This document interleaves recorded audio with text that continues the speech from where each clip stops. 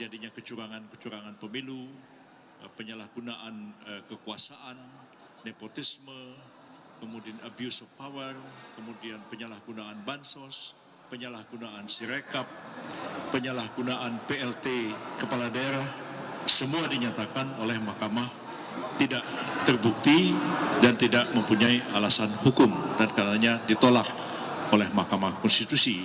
Dan tadi putusannya adalah menolak permohonan pemohon seluruhnya. Jadi seluruhnya ditolak, dan itu persis yang sudah kami kemukakan sebelum putusan ini, baik oleh Pak Oto Hasibuan, Pak Hotman, saya maupun juga Pak Kaligis, Pak Nikolai, Pak Fahri Bahmid. Kami sudah meramalkan dari awal bahwa kedua pemohon itu tidak mampu untuk membuktikan dalil-dalilnya dalam persidangan, narasi-narasi saja, tapi tidak ada bukti, baik dari keterangan saksi, keterangan ahli, maupun juga dari alat-alat bukti yang dibawa ke persidangan. Bahkan 4 menteri yang diminta oleh pemohon dihadirkan, seluruhnya memberikan keterangan yang bertolak belakang dengan apa yang dinarasikan oleh kedua pemohon.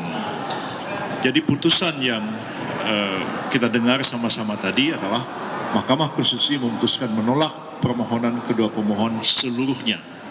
Berarti tindak lanjutnya selanjutnya adalah dilakukan oleh KPU untuk menetapkan pasangan calon terpilih dalam pemilihan umum Presiden Wakil Presiden 2024, yaitu pasangan Prabowo Subianto dan Gibran Rakabuming Raka.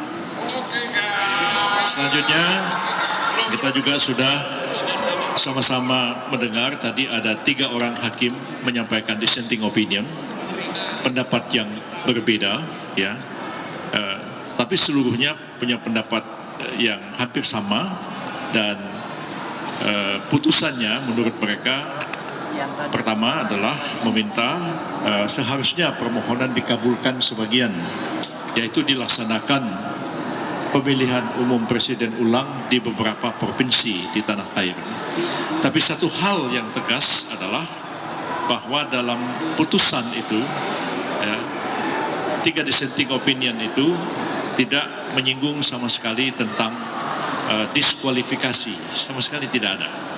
Jadi ketiga yang dissenting opinion itu, ya, seharusnya menurut mereka dikabulkan sebagian, diadakan pemilihan umum presiden, wakil presiden ulang di beberapa provinsi, tapi tetap pengikutnya adalah, pesertanya adalah ketiga paslon yang ada.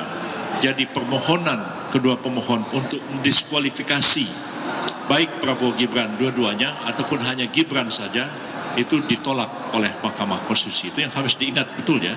Jadi pencalonan Pak Gibran itu sah, ya, permohonannya ditolak untuk mendiskualifikasi kedua beliau, dan juga dalam pokok perkara juga dalil-dalil yang dikemukakan ditolak oleh Mahkamah Konstitusi.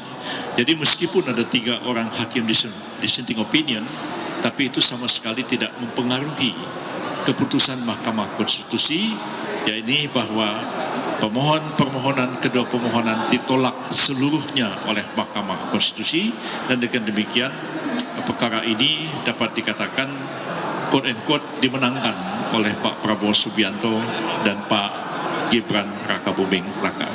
Itu aja penjelasan saya, dan kami atas nama seluruh tim pembela Prabowo Gibran mengucapkan banyak terima kasih kepada para wartawan, sahabat-sahabat wartawan semua yang telah mempublikasikan acara ini sehingga dapat disaksikan oleh seluruh rakyat Indonesia.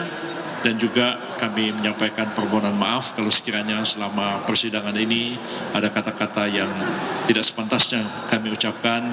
Apalagi sekarang ini masih di bulan Syawal, mari kita saling memaafkan satu sama lain. Dan kami menyampaikan atas nama juga Pak Prabowo Gibran menyampaikan salam hangat kepada seluruh rakyat Indonesia, dan terima kasih atas dukungan sebagian besar rakyat Indonesia kepada kedua beliau. Dan hari ini MK menyatakan mensahkan kemenangan beliau, dan beliau menjadi presiden dan wakil presiden bagi seluruh rakyat Indonesia, baik yang memilih beliau ataupun yang tidak memilih beliau. Terima kasih banyak. Wassalamualaikum warahmatullahi wabarakatuh. Selanjutnya Pak Oto, Pak Kaligis, Pak Hotman, Pak Fahri Bahmid, silakan.